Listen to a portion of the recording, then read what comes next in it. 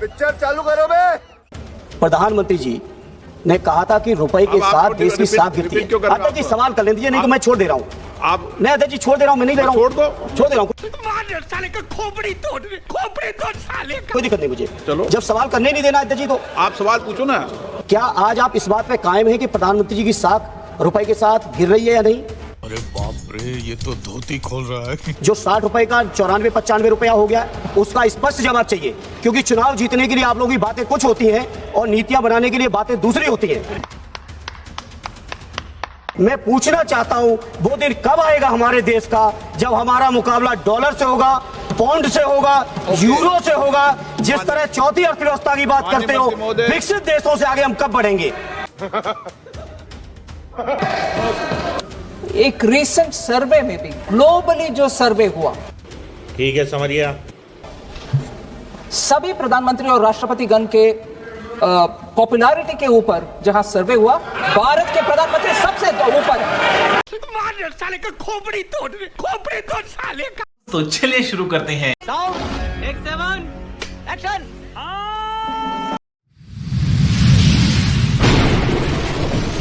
नमस्कार दोस्तों, स्वागत है आप सभी का मेरे आज के इस नई वीडियो में। दोस्तों आज संसद में धर्मेंद्र यादव ने निर्मला सीतारमण की जो घटिया आर्थिक नीति है उसे सभी के सामने एक्सपोज कर दिया है। दोस्तों धर्मेंद्र यादव ने जैसे ही संसद में मोदी जी के खिलाफ बोलना शुरू किया तो मोदी जी के चाटुकार ओम बिरला को बहुत ज़्यादा मिर्ची लग गई, क्योंकि ओम बिरला अपने आका के खिलाफ एक बात भी नहीं सुन सकते। दोस्तों धर्मेंद्र यादव ने निर्मला सीतारमण से पूछा है कि आपकी जो घटिया आर्थिक नीति है उससे देश का क्या फ़ायदा हो रहा है? डॉलर रुपया के मुकाबले बढ़ता जा रहा है और रुपया नीचे गिरता जा रहा है, देश में महंगाई बढ़ती जा रही है, एलपीजी के दाम बढ़ते जा रहे हैं और आप लोग क्या कर रहे हैं? तो दोस्तों इस पे ओम बिरला भी कुछ बोल नहीं पा रहे हैं, क्योंकि अगर वो बोलेंगे तो वो चाटुकार सबके सामने एक्सपोज हो जाएंगे। तो दोस्तों बहुत ही गजब की बहस हुई है, तो आप सभी ये वीडियो पूरा देखिएगा और अगर अपने चैनल पर नए हैं तो इसे सब्सक्राइब करना मत भूलिएगा। आइए देखते हैं, मजा आएगा। धन्यवाद अध्यक्ष जी। माननीय वित्त राज्य मंत्री जी का जवाब मैं बहुत ध्यान से सुन रहा था। मैं अपने पूर्व सदस्य के साथ संबद्ध करते हुए, माननीय मंत्री जी, हम अपनी बात नहीं कह रहे, लेकिन पूरा देश प्रधानमंत्री जी की बात को ध्यान से सुनता भी है, मानता भी है। बात तो सही है। मैं आज इस मौके पर माननीय मंत्री जी, प्रधानमंत्री जी की बात जो पिछली बार उन्होंने याद दिलाई, हमारे पूर्व साथी ने, प्रधानमंत्री जी ने कहा था कि रुपए के साथ देश की साख गिरती है। अध्यक्ष जी सवाल कर लेंगे, जली ना, तेरी भी जली ना। ये नहीं तो मैं छोड़ दे रहा हूँ। आप नहीं अध्यक्ष जी छोड़ दे रहा हूँ, मैं नहीं ले रहा हूँ। छोड़ दो, बैठ जाओ। मैं छोड़ दे रहा हूँ, कोई दिक्कत नहीं मुझे। चलो जब सवाल करने नहीं देना अध्यक्ष जी तो आप सवाल पूछो ना। जो एक बार माननीय मंत्री जी, क्या आज आप इस बात पे कायम है कि प्रधानमंत्री जी की साख रुपए के साथ गिर रही है या नहीं?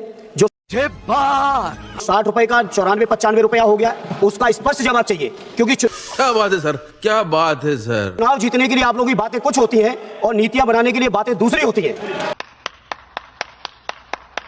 आपने माननीय मंत्री जी, अध्यक्ष जी जवाब में, वित्त मंत्री जी ने जवाब में कुछ देशों का उदाहरण दिया है। दिन रात सरकार के लोग भाषण दे रहे हैं कि हमारी अर्थव्यवस्था दूनी हो गई, 3 नंबर पे पहुंच गई, 4 नंबर पे पहुंच गई।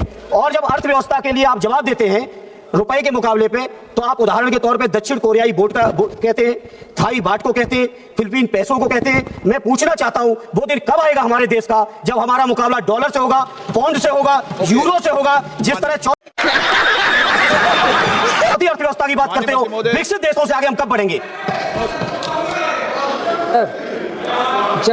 जब जवाब दिया जाता है सर, आर्थिक परिस्थिति के ऊपर जब जवाब दिया जाता है, हर आंकड़ा का विवरण के साथ मंत्री जी पंकज चौधरी जी ने जवाब दिया। झूठ पे झूठ बोलती जा रही है। फिर भी अगर प्रधानमंत्री का साथ मैं याद दिलाना चाहती हूँ, 2 महीने पहले तक एक रिसेंट सर्वे में भी, ग्लोबली जो सर्वे हुआ,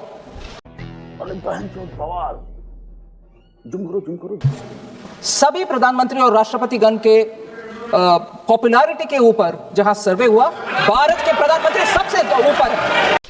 साले का खोपड़ी तोड़ साले का। इकोनॉमी का विषय इन्होंने प्रश्न पूछा और भारत के प्रधानमंत्री का साख क्या है? विनोद, अंग्रेजी बोल बोल के कैसे बात को घुमाया जाता है? इसका जवाब यही है, भारत के प्रधानमंत्री के साथ ऊपर है। ये लोग उसको पचना मुश्किल समझ रहे हैं, इसीलिए बार बार उसी के ऊपर प्रश्न चिन्ह उठाया जा रहा है। अरे कहना क्या चाहते हो? जबकि भारत उठाइए, मगर जवाब जब देती हो सुनना चाहिए। जवाब जब देती हो सुनना चाहिए। Listen to the answer. Sir, Bharat की इकोनॉमी एकदम स्ट्रांग है। हमारे फाइनेंस उससे सुपारी निकाल के बात कर रहे बाबा। फिस्कल सिचुएशन स्ट्रांग है और फिस्कल डेफिसिट 5 साल में कैसे मेंटेन करके आ रहे हैं, इसके ऊपर पूरे दुनिया में प्रशंसा हो रही है। और ये भी है हमारे फॉरेन एक्सचेंज रिजर्व इतना बरकरार है, सॉलिड भी है। इसके माने का बेहुदापन है। कारण आज हम डॉलर का व्यवस्था को पूरी दुनिया देख रही है। हर एक इमर्जिंग मार्केट का इकोनॉमी के साथ भारत को तुलने में हमारे रुपया ठीक चल रही है और रुपया को ठीक चल रही है, बिल्कुल ठीक चल रही है। No, absolutely going fine.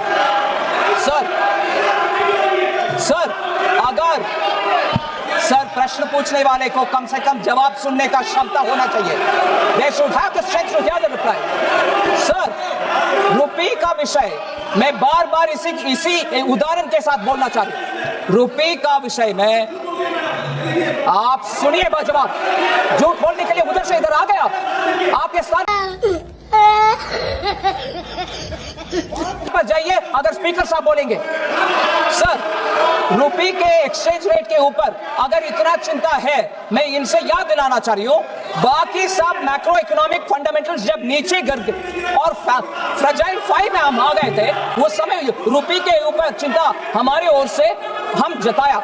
मगर आज जब फंडामेंटल सब ठीक ठाक है और दुनिया में इतना चल रही है और हर देश के करेंसी ऊपर नीचे जा रही है, इनको सिर्फ एक विषय इनको पकड़ करके हमारी इकोनॉमी को, हमारे देशवासियों का कृषि को, हमारे देशवासियों का मेहनत को अंडरमाइन करने के लिए हमारी ऑपोजिशन अगर है वो ठीक नहीं है।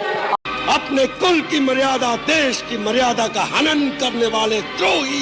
आज हमारे देश का रिक्वायरमेंट है हमारे अपने जनता का मेहनत को हम कॉग्निसेंस में ले और उसका साथ खड़े रहे, उनके साथ खड़े रहे, ना कि हमारे देश को ही कभी बार बार नीचे दिखाने के लिए ये प्रयत्न जो चल रही है वो गलत है। Question number 505 Shri Ajendra Singh Lodhi. Ajendra Singh Lodhi. Channel को सब्सक्राइब करो पहले। हाँ जल्दी करो, मुझे